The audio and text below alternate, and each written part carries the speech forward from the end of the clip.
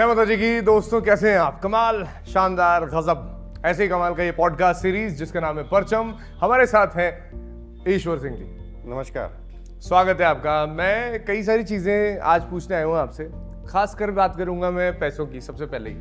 बहुत सारे लोग ये जानना चाहते हैं कि करोड़ों में कैसे बातें कर लेते हैं लोग। कुछ लोग आते हैं जो लाख तक तो पहुंच जाते हैं बिजनेस को लेके, पर करोड़ों में आप लोग ये सोचते होंगे कि यार कैसे पहुंचते हैं। चलो जान लेते हैं, एक्सपर्ट से जानते हैं। पहले बताइए, एक बिजनेस को लैक्स टू करोड़ जाने में कितना टाइम लगता है, क्या करना पड़ता है, कौन से एफर्ट लगाने पड़ते हैं, क्या क्या चीजें जरूरी हैं?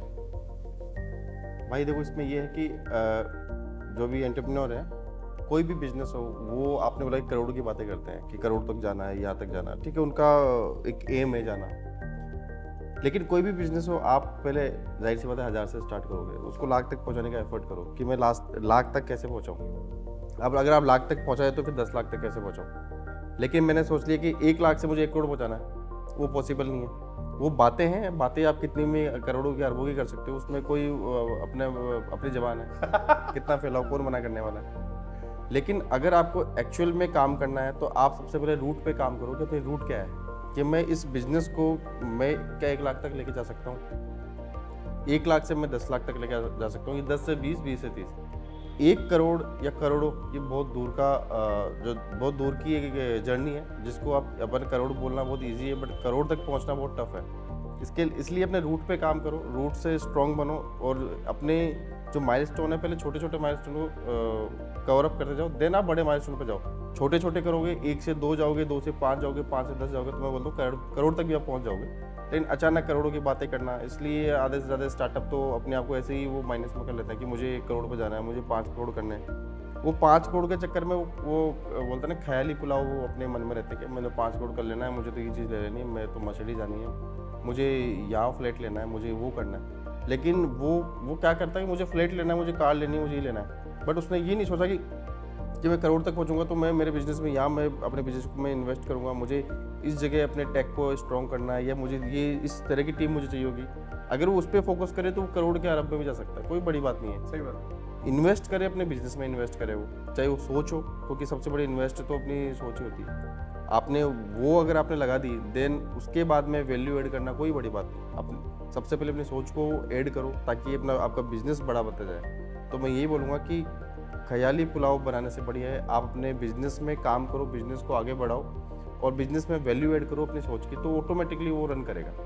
तो यही करोड़ की जर्नी है। तो भाई साहब, बातें नहीं करनी है, काम करना है, और स्टेप बाय स्टेप गोल बनाने हैं, तब चलना है। अपनी टीम की बात की, हमेशा आप जब हमारे इतने एपिसोड्स में हमने बात की तो आप अपनी टीम से बड़ा प्यार करते हैं। मैं टीम के बारे में जानना चाहता हूँ। एक बिजनेस में एक्सपीरियंस्ड टीम वो प्रेफर करते हैं आप, या फिर आप सोचते हैं फ्रेशर्स ज़्यादा बढ़िया? टीम कैसी होनी चाहिए? अभी जो हमारी टीम चलती वाली है, फ्रेशर टीम चलती वाली है। हमने फ्रेशर को ही फर्स्ट प्रीफर दिया है। एक्सपीरियंस का भी एक अलग लेवल है कि जब हमें एक्सपीरियंस की, जब स्पेशल किसी भी कैटेगरी में हमें लगेगा कि एक्सपीरियंस है, तो वो अपना वर्क करेंगे। फ्रेशर हमने अभी जो हमने काम सीखा, उसमें हमने फ्रेशर डाले, हमने उनको काम इतना सिखा दिया कि वो अपने आप में एक्सपीरियंस बन गए।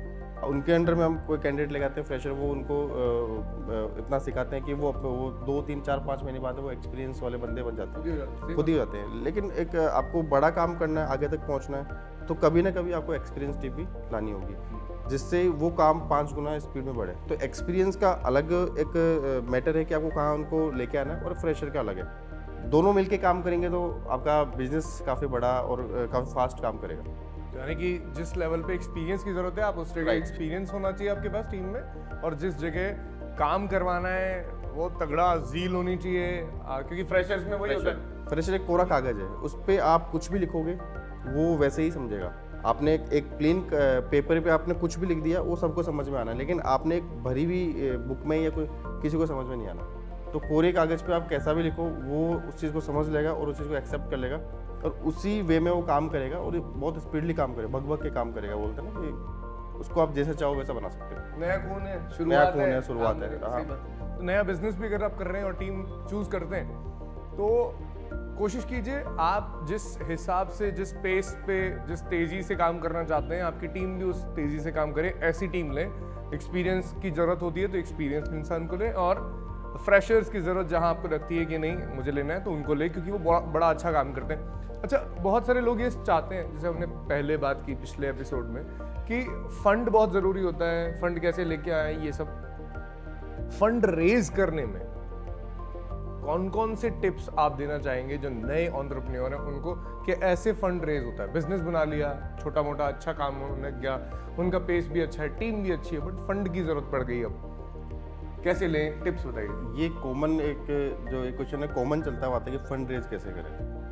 तो फंड रेज के लिए सबसे पहले है कि फंड रेज को आप सेकेंडरी रखो। फर्स्ट आप अपने ऊपर काम करो, अपने जो आपका जो प्रोडक्ट है उस पर रिसर्च करो।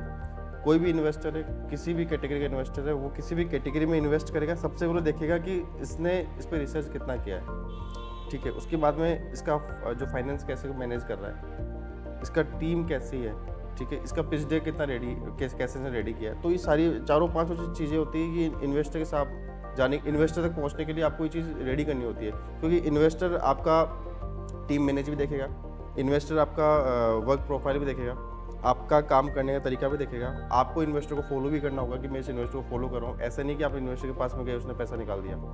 इन्वेस्टर आपसे आने वाले 5 साल के प्रोजेक्ट में पूछेगा कि आप मैंने आप में 5 करोड़ डाले, 10 करोड़ डाले, 1 करोड़ डाला, कि आप 5 साल बाद में क्या वैल्यू दोगे आप। तो वो चीज़ की भी आपके पास में रेडी होनी चाहिए। आपका एक पिच डेक प्रॉपर रेडी होना चाहिए, आपकी प्रोफाइल कि आपने कैसे कैसे काम किया, नेक्स्ट 5 ईयर में आपका क्या गोल है, वो चीज़ रेडी होनी चाहिए। तो काफ़ी चीज़ें हैं जो इन्वेस्टर के पास जाने से पहले आपको उस चीज़ के लिए रेडी होना बहुत ज़रूरी है। सही बात। तो आजकल के जो स्टार्टअप है वो फंड के लिए काफ़ी जाते हैं, मतलब स्टार्टिंग में फंड के लिए।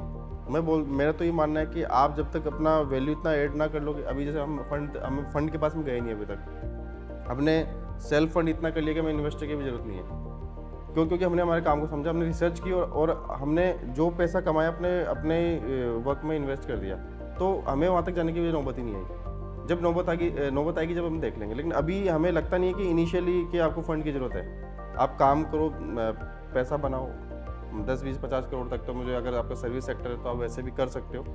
अब आपको लगता है कि मुझे एक दिन में ही 100 लोग चाहिए, 500 लोग चाहिए, मैं वहाँ पर वो करूँगा, वो ख्याली पुलाव वाला है, तो उस चीज़ में आप अपना बिजनेस भी लॉस कर दोगे, प्लस इन्वेस्टर तो बहुत दूर की बात है। पैसा बर्न हो जाएगा भाई, फालतू की बातें हवा में नहीं करनी है। काम सीरियस से होता है, सीरियसनेस, प्लानिंग, इन सब चीज़ों की ज़रूरत होती है। बर्निंग की बात आई, पैसा जलाने की बात आई, तो बर्निंग टू अर्निंग, बिजनेस को ये एक जर्नी तय करनी पड़ती है बहुत सारे लोगों को। शुरुआत में लोग क्या करते हैं, पैसा भी जलता है, इंसान भी परेशान होता है, टीम भी परेशान होती है। तो कई बार हम ये सोचते हैं कि यार ये हमारा बर्निंग टाइम है, बट एक वक्त आता है जब हम देखते हैं कि ये अर्निंग टाइम आने लग गया है। हर बिजनेस का नहीं आ पाता। मेरे हिसाब से 80% बिजनेस होते हैं जो शुरुआत में बर्निंग लेते हैं और बर्निंग में ही रह जाते हैं, राख हो जाते हैं। क्या कारण है कि वो बर्निंग फेज में ही रह जाते हैं? और बर्निंग टू अर्निंग अगर पहुंचना है किसी भी बिजनेस को, तो वो कैसे पहुंच सकता है?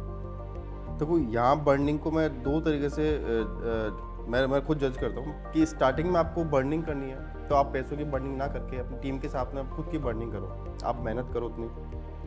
अगर आपने जितना अपना टाइम अपने बिजनेस को दिया है, मतलब बर्निंग आप पैसों को साइड में रख के, फर्स्ट बर्निंग आप अपना जितना, अगर आपने मेहनत की है, 10 घंटे स्टार्टिंग में आपने काम किया और आप 10 लोग काम कर रहे हो, तो आप मान के चलो एक दिन का 100% आप काम कर रहे हो सब मिलकर। तो उस बर्निंग में आपको कहीं ना कहीं रिजल्ट आना स्टार्ट होगा। अभी जो स्टार्टअप है वो इस चीज़ पे फोकस ना करके, उनका ये है कि मैं ये चीज़ लॉन्च करूँगा, मैंने इतनी बर्निंग कर देनी है, इतनी बर्निंग करके मैं अपना मार्केट से वैल्यू ऐड कर लूँगा, और एक्चुअली वो वैल्यू ऐड होती नहीं है। पैसों की बर्निंग होती है। पैसों की बर्निंग होती है, और पैसों की बर्निंग आप कितना, कौन सा स्टार्टअप कितना बर्निंग कर लेगा। एक मोमेंट ऐसा आएगा कि उसको वो क्लोज करना होता है। क्यों क्लोज करना होता है? कि अगर आपने जितना इसमें बर्न किया है या बर्न कर रहे हो, कोई स्टार्टअप जो बर्न करते हैं वो वैल्यू ऐड करने का मतलब वैल्यू ऐड इसलिए नहीं कर पा रहे क्योंकि वो इतना बर्न कर चुके हैं कि वो उनको प्रॉफिट में आने में 2 साल, 5 साल, 6 साल लग जाते हैं, और प्रॉफिट में आ जाए वो बहुत बड़ी बात है। उसके बाद में आ जाए बहुत बड़ी बात है। काफ़ी स्टार्टअप तो फेल हो गए बर्निंग के चक्कर में, कि मैं बर्निंग करके कस्टमर को इसकी हैबिट कर दूँ कि ये मेरे से लेंगे, क्योंकि और भी आप बर्न कर रहे हो सेम सेक्टर में, दूसरा का बर्न करेगा, फिर तीसरा का बर्न करेगा, आप वैल्यू कब बनाओगे? तो आप अपनी सर्विस पे इतना फोकस रखो कि आपको बर्निंग की जरूरत है। और एक इन्वेस्टर है, आप इन्वेस्टर को 1 साल, 2 साल का टाइम दे सकते हो, 3 साल दे सकते हो, एंड में क्या होगा, उसको भी रिटर्न चाहिए। आप क्या उसको वैल्यू ऐड करके दे रहे हो? तो आप बर्निंग पे फोकस करोगे तो आप अपने बिजनेस को मेरे अकॉर्डिंग आप ये मान के चलो आने वाले टाइम में क्लोज करने के लिए प्लान कर रहे हो कि मुझे क्लोज ही करना है, कि अगर आपने बर्निंग का ही प्लान किया है कि मुझे बर्निंग करनी है, तो आप ये मान के चलो आने वाले 2-3-4 साल में आपका बिजनेस क्लोज होने की कगार में ही है, क्योंकि आपने प्लान ही बर्निंग में किया कि मुझे जलाना है। आप कब तक जलाओगे? तो बर्निंग से अर्निंग का तो कोई सोर्स होता ही नहीं। आप ये है कि आप एक कुछ टाइम के लिए कुछ कूपन्स एक कंपनी निकालती है, कुछ टाइम के लिए, मतलब सर्टन 1-2 दिन के लिए निकालती है, जिसके अंदर काफ़ी क्राउड आता है, लेकिन आपने कंटिन्यूस वो किया तो वो लॉस मेकिंग है, वो कभी भी वैल्यू एड हो नहीं पाएगी। और इन्वेस्टर भी एक कोई ना कोई आदमी है, वो देखेगा, उसकी टीम देखेगी, उसकी वैल्यू एड नहीं होगा तो वो भी अपना पैसा निकालने की सोचेगा। तो बर्निंग से अर्निंग मुझे नहीं लगता कि पॉसिबल है। तो भाई साहब आपको है ना खुद पे काम करना पड़ेगा, खुद की टीम पे काम करना पड़ेगा, उनकी बर्निंग मार्केट में करवानी पड़ेगी, तब जाके आपके पैसों की बर्निंग बच पाएगी। नहीं तो पैसा बर्न हो जाएगा, टीम भी चली जाएगी, बिजनेस भी चला जाएगा, कुछ नहीं बचेगा। एक चीज़ और है, ज़्यादातर लोग ये चीज़ फेस करते हैं बिजनेस में कि उनकी टीम उनका साथ नहीं देती है, कई बार टीम छोड़ के चली जाती है। क्यों? ये कारण आपके हिसाब से क्या हो सकता है? देखो, टीम का और कंपनी जो फाउंडर है उनका रिलेशन एक फैमिली रिलेशन होना चाहिए।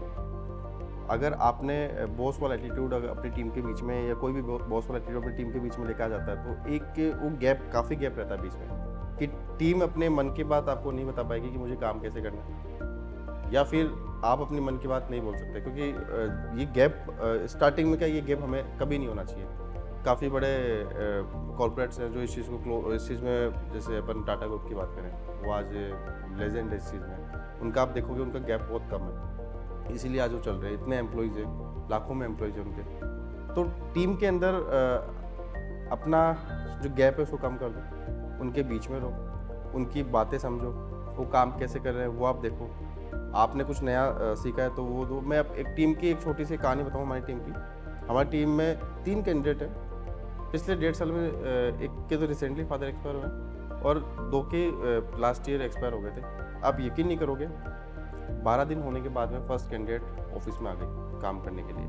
और वो जो फीमेल ही है, वो कैंडिडेट ऐसी है कि उसको पूरा घर संभालना है। उससे पहले जब उसके फादर बीमार थे, 9 बजे वो फादर को दिखा के हॉस्पिटल में एडमिट करा के, अब हमें पता नहीं कितना हो रहा है, कि हमें लगा नॉर्मल बीमार है, वहाँ पे एडमिट करा के वो घर जाके 40 किलोमीटर से आना और ऑफिस में ऑन टाइम आना। तो वो चीज़ हमने उससे सीखी कि एक लड़की इतना भी काम कर सकती है। दूसरी कैंडिडेट, उसके फादर एक्सपायर हुए, उसने 3 से 4 दिन बाद में ही घर से काम करना स्टार्ट कर दिया। उसने बोला कि सर मैं काम करूँगी, मैं अभी इससे मैं डाइवर्ट हो जाऊँगी, क्योंकि वो एक उनको जो लॉस हुआ है काफ़ी बड़ा, वो रिकवर तो कभी हो नहीं सकता। इमोशनल लॉस है, बहुत बड़ा लॉस है। और आप मानोगे नहीं, उसके जैसे उनके लॉस उसके उन्होंने इतना अच्छा काम किया है कि मैं खुश हो गया कि ऐसा भी कोई काम कर सकता है क्या। तीसरी कैंडिडेट जो भी रिसेंटली, जिनको मैं दीदी बोलता हूँ ऑफिस में ही, तो उनके फादर एक्सपायर होने के बाद में आप मानोगे नहीं, उस बच्चे ने अपना घर संभाला है पूरा, फादर का बिजनेस संभाला, बहुत मोटा बिजनेस है वो संभाला है।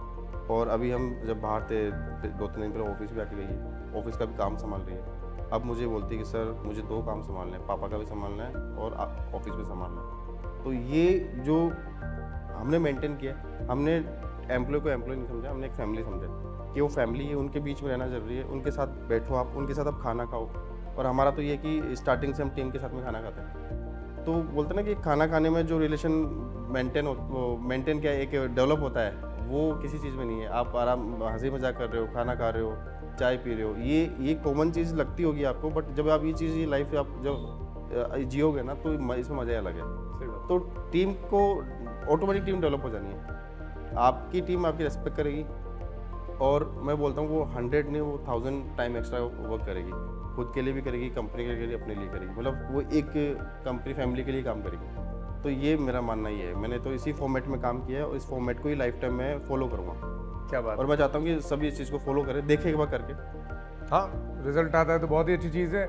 जैसे इंश्योर फास्ट बना है, ये वो जर्नी है, और उसी जर्नी का ये पॉडकास्ट सीरीज जिसका नाम है परचम लहरा रहे हैं, बहुत सारी चीज़ें कर रहे हैं। पर मैंने देखा है कि आपके डीएम भरे हुए हैं बहुत सारे, मैं कमेंट सेक्शन भी देखता हूँ, डीएम भी आपने जब बताया कि कुछ किससे हमारी बात हुई, फिर डीएम में ऐसे सवाल आते हैं। तो ये मैं सोच रहा हूँ कि इन सवालों का एक अलग से हमें ना एक एपिसोड बनाना चाहिए, जिसमें आप सभी के, आप खुद भी कमेंट कर सकते हैं इस वीडियो के नीचे, और ईश्वर सिंह जी के डीएम में जाके भी आप लिख सकते हैं अपने सवाल।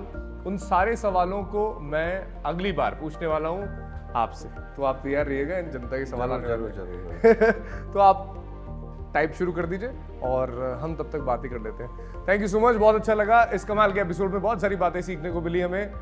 थैंक यू सो मच, जय माता जी की। धन्यवाद, आप आए, आपसे हमने बातें की। और मैं तो जब भी बात करता हूँ ना बिजनेस की, इन चीज़ों की, मुझे बड़ा अच्छा लगता है, क्योंकि ये भी एक नया एंगल है जो मैं सीख रहा हूँ, तो मुझे बड़ा मस्त लग रहा है। तो आप लोगों के साथ में मैं भी सीख रहा हूँ।